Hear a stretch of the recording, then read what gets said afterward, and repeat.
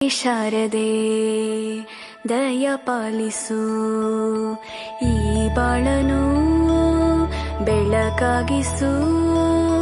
ಹೇ ಶಾರದೆ ದಯ ಪಾಲಿಸು, ಈ ಬಾಳನು ಬೆಳಕಾಗಿಸು.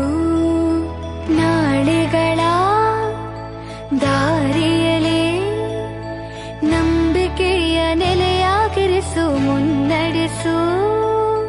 ಕೈ ಹಿಡಿದು ನಾವಾಡೋ ಪದ ಪದದಲ್ಲೂ ಸಂಚರಿಸು.